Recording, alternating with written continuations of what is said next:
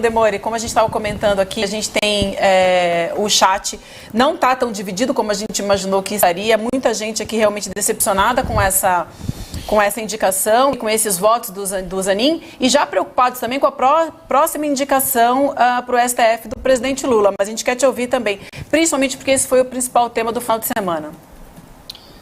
Bom dia para todo mundo, um beijo pro Guilherme, amado, né, nasceu a filhinha dele. Gente, o caso do Zanin é um caso que estava teleguiado já, como ia ser, né? Acontece que a gente tem uma parte, principalmente nas redes sociais, né, de uma militância, como o Edu falou, né, todo grande líder de massas tem uma militância que é mais radical, no sentido de tentar bloquear opiniões, né? A gente viu o que aconteceu nas redes sociais, o William foi um exemplo disso, mas também vou citar aqui o Thiago Amparo, que é um outro cara super importante do debate público brasileiro, teve que sair do Twitter porque fez uma pergunta sobre o currículo do Zanin. Qual o currículo do Zanin? Ele fez especialização, mestrado, doutorado. Mas que papo elitista, então tem que fazer mestrado. Gente, não é que tem, que eu estou perguntando, é uma dúvida que eu tenho. Eu quero entender para que lado que o Zanin vai votar as coisas que ele tem que votar.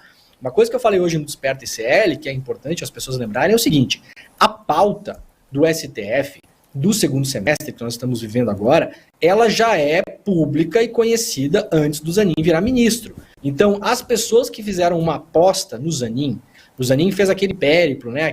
Andou por vários lugares para amaciar os egos, para pedir votos, foi em jantares, foi em converscote, encontrou pessoas, falou com pessoas e tal, para tentar conseguir a sua votação no Senado. Todos os candidatos ao Supremo fazem isso. Quando você vai conversar com as pessoas que são pessoas importantes, que eventualmente são senadores, que vão dar para você um voto de confiança no Senado ou não, para que você de fato vire ministro supremo, essas pessoas, né, Edu, elas não estão dormindo no ponto. O Zanin foi vivamente elogiado por... Atenção, audiência, tá bom? Atenção. E depois eu vou falar uma outra coisa importante. Mas olha aqui, o Zanin foi vivamente elogiado por Flávio Bolsonaro, Silas Malafaia e Damares Alves. Isso quer dizer alguma coisa para vocês? Quando alguém é elogiado publicamente, o Malafaia falou que o Zanin era um cara de família. O que vocês entendem quando o Malafaia fala o seguinte? Não, esse é um cara de família. O que a família representa, né, no jogo de palavras da extrema-direita? Anti-aborto, anti-legalização das drogas, anti-luta indígena. Isso é família para a extrema-direita brasileira. Quando o Malafaia fala que você é alguém de família, meu camarada, fique preocupado. Porque o Malafaia está falando, não, você vai votar a favor dessas coisas que eu defendo. Quando a Damares elogia o Zanin, algum recado ela está querendo passar. Tá aí os elogios, ó, muito inteligente e agradável, né? A Damares... Demora, eu fui corrigido aqui, quero fazer uma errata. Um reparo, Edu. Zanin tem votado à direita de Cássio e Mendonça, que eu falei aqui de votações, e aí duas coisas que eu falei. No caso de dar poder para a polícia das guardas municipais, tanto Cássio quanto Mendonça votaram contra. E no caso de equiparar a ofensa para a comunidade LGBTQIA+, a ofensas racistas, o Cássio votou a favor e ele contra. Então o comentário é o seguinte, de que eu falei que ele está votando igual os dois, e o comentário que eu recebi me corrigindo, e eu faço essa errata, que eu falei que ele votou junto com os outros, que ele votou à direita de Cássio Nunes e de André Mendonça. É que no caso dos guardas municipais foi o voto Minerva, ele foi o voto de desempate. Exatamente. Então, assim, quando se perguntava, na época, o que o Zanin pensava sobre as coisas, é claro que a gente pode falar assim, a gente nunca sabe o que o ministro vai fazer. Isso é uma ponderação que eu quero fazer aqui, né? Como se diz muitas vezes, né? A gente não precisa ficar provando que é independente para ficar criticando tudo e nem ficar provando o contrário para ficar passando a mão em cima de tudo. As coisas têm uma ponderação. O Zanin vai ter 30 anos pela frente no STF.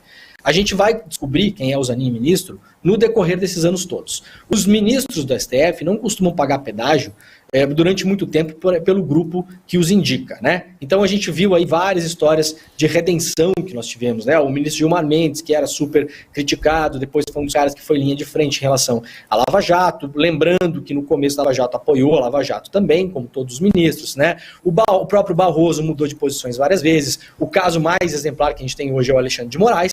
Imaginava-se, por exemplo, que o Alexandre de Moraes, no STF, seria o cara que hoje pelo histórico que ele tinha, estaria dando os votos que o Zanin está dando.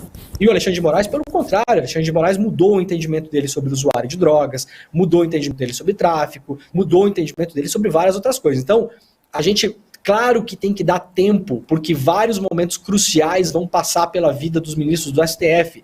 Daqui a 2 anos, 3 anos, 4 anos, 10 anos, a gente não sabe se o Zanin vai estar, né, ser o grande defensor da democracia brasileira. A gente vai fazer aquela brincadeira de sempre, né? Jamais critiquei. Mas agora, Edu, uma coisa é o seguinte, né, Edu? Não é porque não é que se chover amanhã, tá chovendo hoje, né?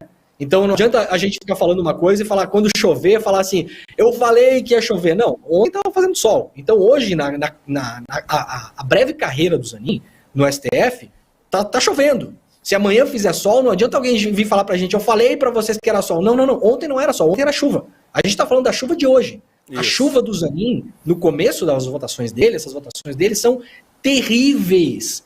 A votação dele em relação à descriminalização da maconha, especificamente, eu vou falar aqui bem claramente para as pessoas entenderem. É papo de porta de igreja. É um voto aplaudido pela Damares. É um voto aplaudido pelo eu ia falar Salafraia, né? Não, pelo Malafaia. Perdão aí, viu, senador? Acontece às vezes. Então, Edu, você acha que o Malafaia não estava ligado na pauta do STF? Esses caras são bobos, mas não são tão bobos quanto a gente imagina. Você acha que a Damares não sabe que no próximo semestre o STF vai enfrentar esse tema? Para eles fazerem reuniões com o Zanin e saírem falando o que falaram, eles já tinham uma boa medida de para que lado o Zanin ia caminhar. Era apenas isso que as pessoas estavam querendo saber. O que pensa o Zanin? Qual o currículo dele? Falamos aqui no CL várias vezes, é péssimo para a imagem do governo o Lula indicar o próprio advogado. Aí muita gente falou, mas isso não é discutido, a decisão é do Lula. Bom, falar que a decisão do Lula é uma coisa meio teutológica, né? É óbvio que a decisão do Lula de quem seria minha? Não, a decisão é do presidente, isso não diz nada. Você falar que a decisão do Lula não diz absolutamente nada, isso é óbvio, é lógico. O que se está debatendo é o porquê dessa escolha do Lula. Essa é a grande questão. Né? Então, então, assim, a gente coloca na perspectiva do que está acontecendo agora. E aí, por último, para a gente fazer uma reflexão juntos também. Todo mundo que está assistindo isso aqui é uma conversa de reflexão. Vamos supor que o Zanin está cometendo um erro que é provar que é independente. Isso é o principal erro que uma pessoa pode cometer, porque para provar que você é independente, você vai falar aquilo que os seus críticos gostariam que você falasse. Isso é dependência, isso não é independência, isso é dependência. Né? Eu não provo que eu sou independente falando aquilo que as pessoas que me odeiam gostariam que eu falasse. Isso é dependência, isso é carência de atenção, né? No limite. Isso não é independência. Independência é falar o que você acha que tem que ser falado, independentemente do que as pessoas vão dizer sobre aquilo. Agora vamos supor, o Zanin está fazendo isso para provar que ele é independente da esquerda, que ele não é alinhado. Bom, então o Zanin está fazendo um teatro com indígenas, com jovens negros e com jovens ponto. Né? Então essas pessoas, ponto.